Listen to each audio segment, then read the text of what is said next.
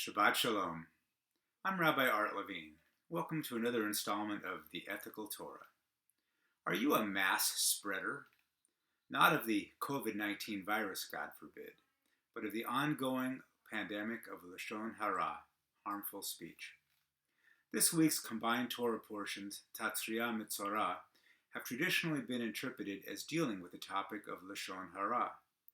Metzora, usually translated as leper, although whether the Torah was referring to that specific disease is disputed, has been homiletically construed phonetically as Motzi Shem Ra, one who brings forth a bad name. Tzoraas was the affliction from which the Metzora was suffering. According to Maimonides, Tzoraas was a supernatural disease sent to warn someone to refrain from speaking Lashon Hara. First, it attacked the person's house. If he repented, it would spread no further. If, however, he continued speaking against others, his clothes would contract Tzoraas. Again, if he repented, it would stop spreading. If he did not, then his body would be afflicted with Tzoraat. The Chofetz Chaim pointed out that from the severity of the Tumah, spiritual uncleanliness of the Metzora, the person afflicted with Tzoraat, we have an indication of the severity of Lashon Hara. This is the only type of tumah in which the person was required to stay entirely out of the camp or city where other people live. Isolation, social distancing, was required.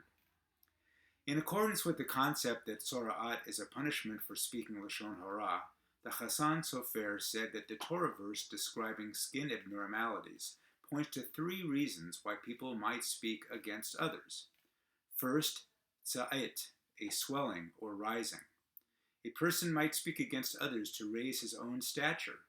Others have faults which he feels he does not have. Second, sapashat, a scab. A person might join, sipuach, a group of people who speak against others.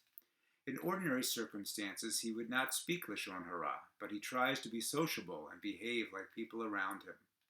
And third, baheret, a bright spot. A person might have done something against someone else.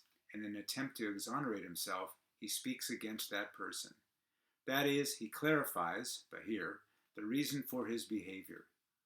A person should be aware of his motive for speaking Lashon Hara and then work on correcting himself. This interpretation is recounted by Tzilik Pliskin in his book, Love Your Neighbor. When we speak of others, are we seeking to compare ourselves favorably to the subject of our comments, to be sociable and gain group approval and support, to exonerate ourselves in the eyes of others, for sheer entertainment? The risk of an improper motive is high. Of course, thanks to the internet, it's never been easier to create and or to spread gossip, rumors, suspicion, unfounded criticisms, privacy invasion, and misinformation.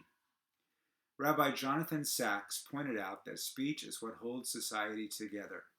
Lashon Hara, evil speech, is so destructive because it undermines trust, making people suspicious about one another and thus weakening the bonds that hold groups together. If unchecked, he warned, Lashon Hara will destroy any group it attacks, a family, a team, a community, even a nation. Hence its uniquely malicious character. Lashon Hara uses the power of language to weaken the very thing language was brought into being to create, namely the trust that sustains the social bond. Rabbi Sachs concluded, never speak ill of others and stay far from those who do. The risk of doing harm in speaking about others is so great that the general rule we should follow is broader than what Rabbi Sachs advised. The general rule should be, don't talk about people at all. That this rule may strike us as outlandish and impossible itself shows how much of our time and energy, and unfortunately entertainment value, we spend talking and texting about others.